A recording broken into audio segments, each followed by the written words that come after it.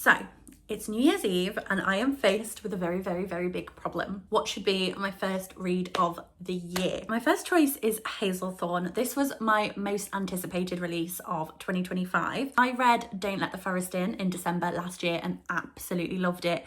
It is my favourite book of all time. I have so many editions of it. I'm obsessed. So when I saw she was coming out with a new book, I absolutely had to grab it, but I am yet to read it. Again, I'm doing that annoying thing where I put off books that I'm really excited about. Not sure why I do that. This to me is like the number one option. It's a 5-star prediction for me, but also because I'm doing loads of reading challenges this year, and the first prompt of the Pop Sugar Challenge is a book that's like gardening is central to the plot. I think this might fit that prompt, so that would also be kind of nice to tick off the first challenge and read like my most anticipated book at the same time. My second option is this, which is Hunger by Choi Jin Young. This is a translated book. It's very different from Hazelthorne. It's a lot deeper. It's short, but it's very explorative. It talks about grief. It talks about capitalism. It talks a lot about a lot of deep stuff. So this would be a bit of a deeper read, maybe not the cozy vibes that I'm going for, but it's currently 99p on the Kindle deal and that ends at midnight tonight. So it's one of those that I want to read, and this might be my last chance for a while because I like to buy my books while they're on sale. It saves me money. It's just kind of fun to have a new selection of books each month. Yeah, this is my second choice. Not my most hyped, but a practical choice in terms of saving money. Then my third and final choice is Whispering Hollow by Rachel Burge. This is a fairy tale, magical, whimsical middle grade. I haven't read many middle grades in 2025. And the reason that I'm considering this is, one, it's the shortest book on my TBR. And also I bought it on the 1st of January 2025. So it kind of feels nice to end the year on the first book that I bought. That just kind of seems, I don't know, poetic and cute. Those are the 3 books that I'm considering reading today. I have just under an hour before I'm joining Patreon sprints. I'm not doing them all night. I want to join sprints, then spend a bit of time with my partner, and then maybe do some more reading after that. And I'm gonna be up till like 4 in the morning because we're watching the Stranger Things finale at 1 in the morning. So I have time to intermittently read through the evening. I will check back in with you in just under an hour and see what I decided to read.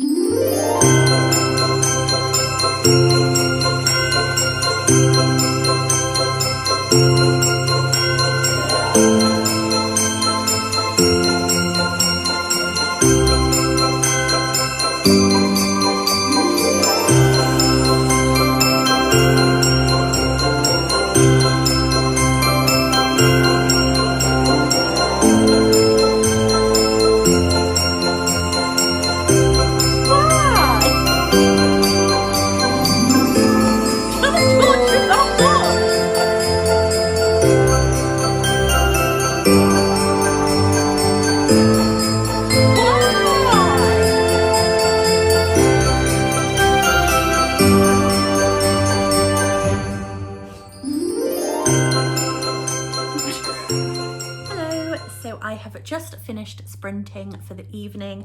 I'm gonna wrap up the reading portion of my day and go and do some New Year's Eve bits. But before I do that, I wanted to update you on the book that I chose, which was inevitably Hazelthorne. I don't know why I've been putting off reading this for so long. I mean, I only bought this on Christmas, but I could have bought it at any point since it was released in November. I immediately, within the first page, just fell back in love with C.G. Drew's writing. The reason I loved Don't Let the Forest In so much, not only because the plot was beautiful and the characters were beautiful, but the writing is stunning. I just loved the writing so much, and Hazelthorne's exactly the same. It's just so beautifully written.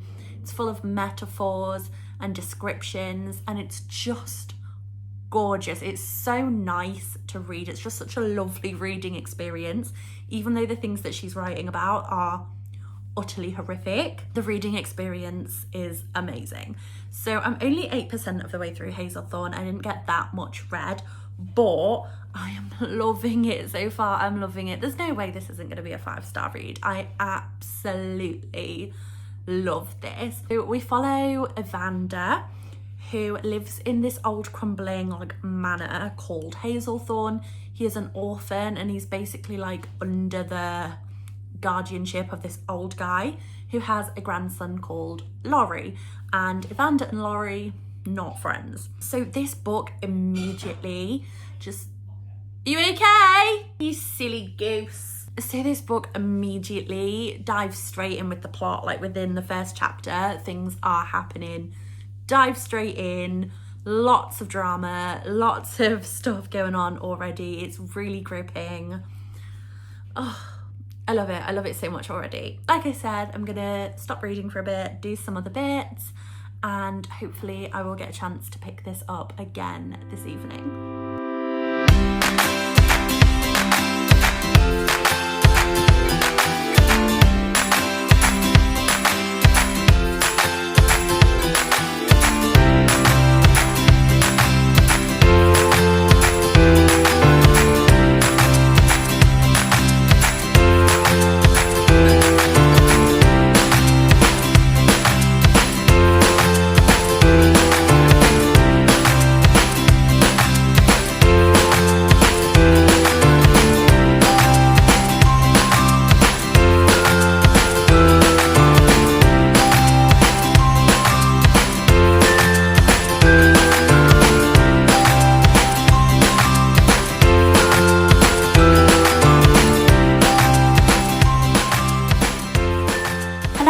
I have come to update you on Hazelthorn. Sorry if you can hear my cat, he's eating treats by my feet. So I have actually finished this now. I sped through it and I've had a busy weekend doing lots of lovely things with my family, so I haven't filmed an update up to this point, but I will fill you in on everything. If you don't know what this book is about, it is a gothic horror. It follows Evander, who has a guardian. His parents have died and he is now under the care of this weird, lonely old man, and he isn't quite sure why it's the old man who's taking care of him and why he doesn't have like any other family who would take him in. This old man also has a grandson who is Laurie, and Laurie tried to kill Evander when they were children, and Evander has no clue why, but now basically these boys hate each other, and suddenly the old man dies. And before this point, Evander has spent his life basically on his own. He's got no friends, he's got no family, he's just had this old man, and he has stayed away from Laurie because obviously Laurie tried to kill him. And now the old man is dead and Evander has to try and navigate life now without this guardian figure and navigate these interactions with Laurie. On top of that, we have a really creepy garden that plays a main role in this story. I love botanical horror, especially like creepy, dark horror, which is why I loved the last book that CJ Drews wrote, which was Don't Let the Forest In, and things like House of Hollow and I'm trying to think, Juniper and Thorn. I really like botanical horror. It's just a favourite genre of mine. So I knew this was going to be right up my street. And in the end, I gave it a 4.5 stars. I was expecting to give this 5 stars, but there were a few things that didn't quite hit that like 5-star tick boxes that I have. There were a few things that just didn't quite hit the mark for me. So for starters, it was a bit of a slow start. I didn't feel immediately gripped, and it wasn't until maybe about 30 to 35% where the story really got going. It immediately got into the story, as I said in my last update. Like within the first chapter, things are kicking off, but the things that make me want to read on didn't really start until later on. So that was like a little bit of a negative for me. I also find the plot like a little bit predictable. There were points where I was highlighting on my Kindle like, oh, I think this is gonna happen and this means that, and I think this person will do that, and then they did. The predictability didn't ruin my enjoyment. I still enjoyed it, and it still packed the punches when those things were revealed. The reveals were done very well, but the fact that I figured out what was going on and I figured out the twists sort of detracted from that 5-star rating for me. Whereas with Don't Let the Forest In, I was pretty much clueless like all the way through. There was a big twist at the end that I just didn't see come in. I've watched other people's videos and they were like, saw it come in off the bat, but I didn't. I was like, oh, no. And there was just so many moments in that really like caught me off guard. I didn't get that with this book. I was pretty much from the go like, oh yeah, this is quite obvious. So again, that sort of detracted it for me. And most of the books that I love, where I've predicted the twists, I have given a 4 or a 4.5. Like, it's just kept me from giving it that top rating. The problem is that I love Don't Let the Forest In. It is my favourite book of all time. It is the best book that I read last year. It blew everything else out of the water. It's top spot for me. I already own 2 copies. I've got 2 special editions on pre-order that are arriving in 2026. Like, I love that book. So this was always gonna be compared to that book. And I feel like that is unfair because they're different books. They're not the same thing. But when you love a book so much by an author, anything else that comes after, you are automatically just gonna compare them. So because this didn't do a lot of the things that Don't Let the Forest In did for me, it then falls flat a little bit, which isn't fair because it's a great book in its own right and it really should stand on its own, but that's just the situation. So maybe if I'd read this first, I would have given it 5 stars. I don't know. But with Don't Let the Forest In, like, I really felt connected to the characters. I was rooting for them. I really cared about them. I really enjoyed their journey and getting to know them. And yeah, I felt really attached to them. Whereas Laurie and Evander, I wasn't that fussed. Like, I was a bit, but not overly so. And with Don't Let the Forest In, I sobbed. I remember lying in bed at like 2 a.m, sobbing. This just didn't hit me in the same way. So again, is that unfair to knock this book down on stars because it didn't do the same as another book?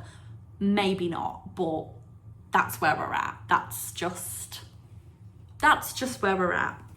I do think that if this book hadn't have been written by CJ Drews, I still would have picked it up.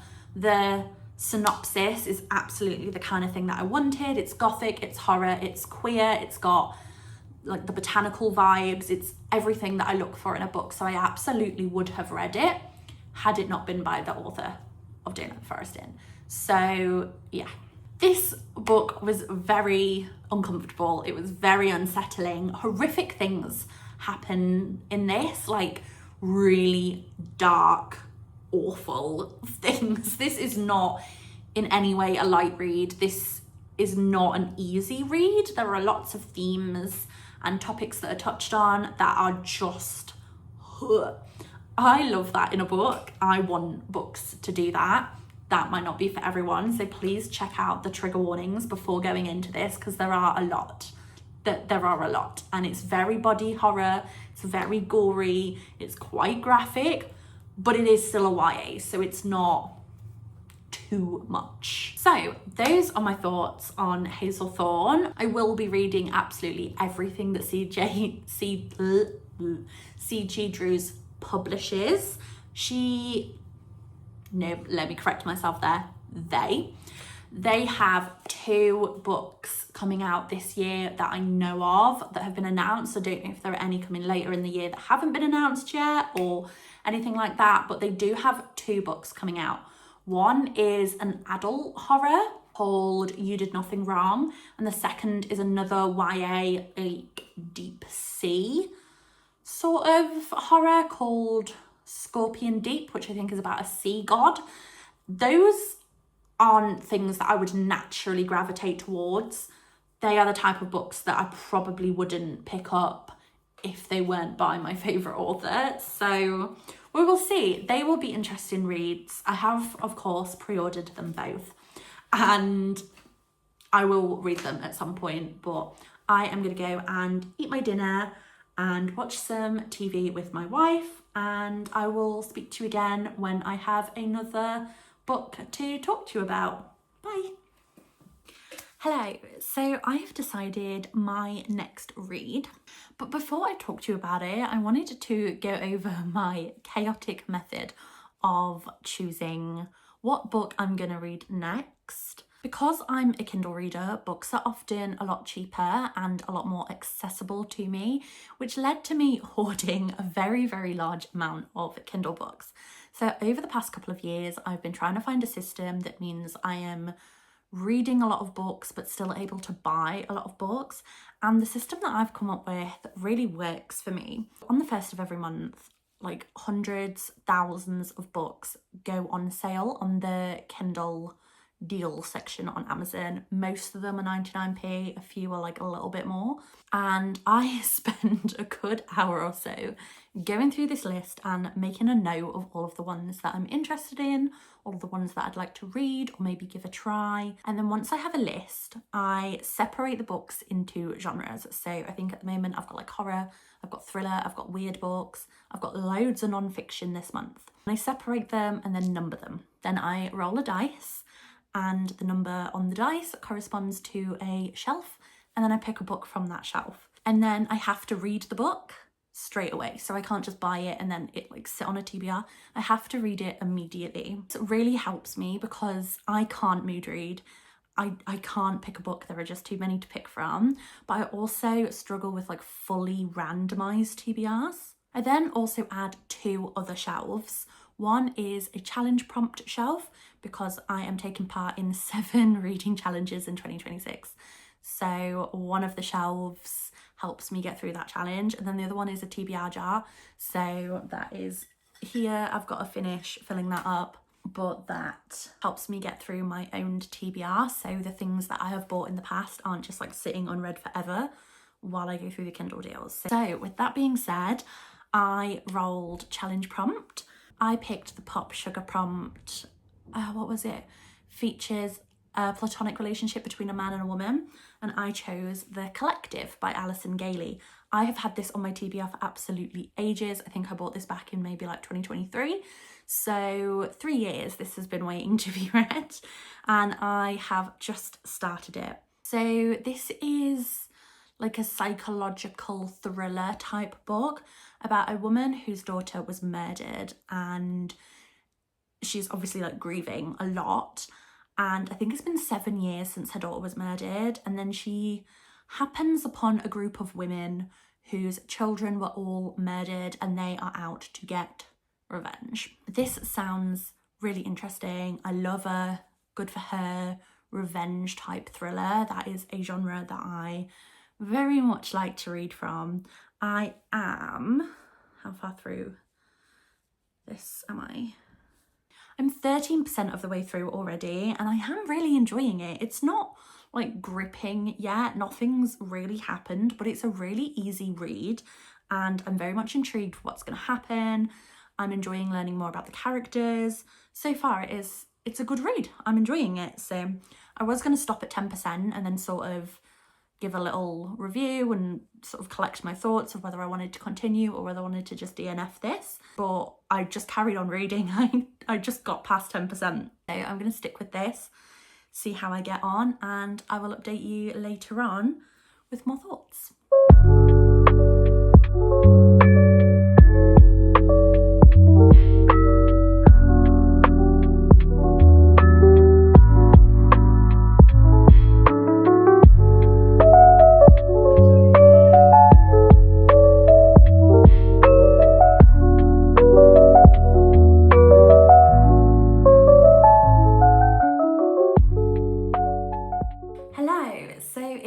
Update time. I have again finished a book without updating you as I read it. I will try and get into the habit of updating you more frequently. I finished The Collective. This was such an easy read. I absolutely sped through this. It was one of those books where like it wasn't jarring. When I was reading it, there was no like, I don't know, like resistance. Do you know what I mean? Like sometimes when you read a book, it's just like smooth. Like the words just roll over your brain is the only way I can describe it, and that's what this was like. And it was very accessible, it was very like to the point, it was just easy to breeze through. I did really enjoy this book. I ended up giving it a 3.75 stars in the end, which, I mean, isn't high, but it's also not low. And I think it could have got 4 stars, could have got 4.5 stars, but there were a few things that just kept it from like reaching that higher point. But I was really pleasantly surprised by this. It's been on my TBR for so long, so I'm glad it was enjoyable. I'm glad it wasn't one of those books that you start and you're like, oh, why have I been waiting so long to read this? The concept of this book is a little bit out there. So this mother joins the collective, which is sort of this group of women who want to get justice for their murdered children. And if you think too hard about it, you're like, okay, well, that would never happen. But actually, like, if you just squint a little bit, it feels quite logical. Everything they do kind of feels believable. There were parts where I was like, oh yeah, that makes sense. Like, that's a really good way to get away with murder. Like, it felt believable, but also didn't feel believable. And I like that because it is a bit of an out there concept, but it worked well, in my opinion. It wasn't as dark or unsettling as it could be, given the subject matter, and obviously, like, getting justice for your child's murder, that's quite emotive, but it wasn't overly so. I don't think it was particularly difficult to read. I think it was done really well. So I would say this is quite a good thriller for people who maybe haven't read that many thrillers. I think it's a good starting point. I don't think it's too heavy. I don't think it's too much. I think it's really easy to grasp. It's really easy to follow. It is a good, easy read. So without giving any spoilers and without giving anything away, it was the end that kept me from giving it a higher rating. And I was sat there like, 4 stars doesn't feel right, but like 3 stars feels too low. 3.5 felt too low because I did enjoy it. But the ending, I was sort of like, I think maybe I just wanted a bit more from the ending. I just don't think it quite landed for me. But yeah, I enjoyed it. It was a good read. I'm glad I tried it. So then I did pick up another book, and it is an absolute wild card. It's not my usual genre. It's not the kind of thing that I usually read, and it is The Wedding People. I had no interest in this book at all. I've seen people talk about it. I've seen it's won awards. I wasn't interested. And then I watched a YouTube video by Hayley Hughes, which was her best books of the year. And she gushed about this book. She said it was really good, it was really reflective, that everyone needs to give it a read. She convinced me, basically. I was absolutely sold. I thought, yeah, okay, I'll give it a try. Don't judge a book by its cover, I'll give it a go. So I tried the sample and it was easy to read. I didn't expect to find it easy. And I listened to the audiobook and I enjoyed that too. Well, I don't think enjoyed is the right word, but I was engaged, I was following it, I was interested. I wasn't put off. So I thought, well, the book's 99p, so I'll give it a go. And it just didn't quite land for me. I don't know what I expected. It's a contemporary fiction. So if you've not heard, it's about a woman who decides to kill herself. She's done. She's at the end and she decides to go to this hotel to do it. And at that hotel, a big wedding is being held. Nobody is supposed to be at this hotel other than the wedding guests, but somehow our main character books a room. The bride and our main character Phoebe meet, and it sparks this whole journey for both of them. To me, that sounds really interesting. I thought it could be very reflective. It could have some funny moments. I don't know what I expected.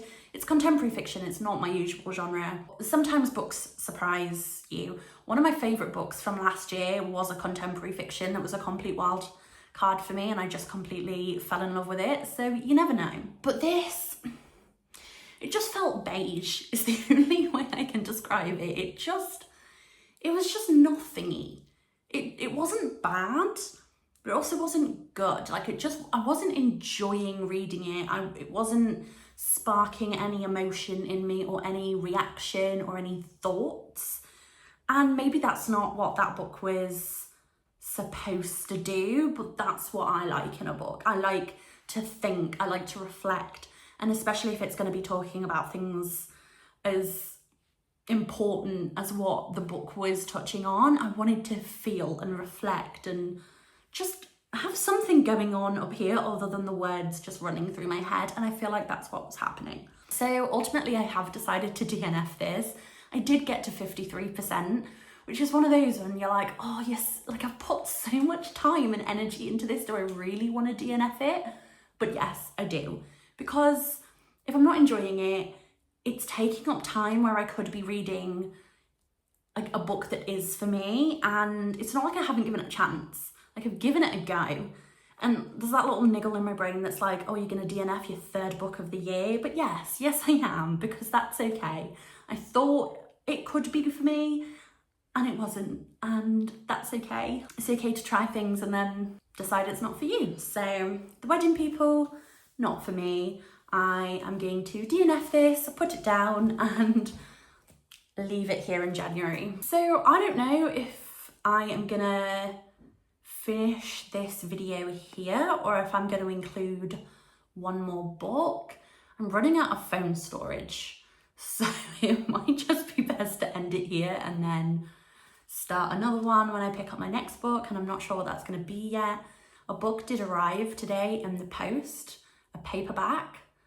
It's only 97 pages, but I haven't read a paperback in a while, but I wanted it, so I got it. So I might read that next, so it doesn't just sit on my bookshelf unloved.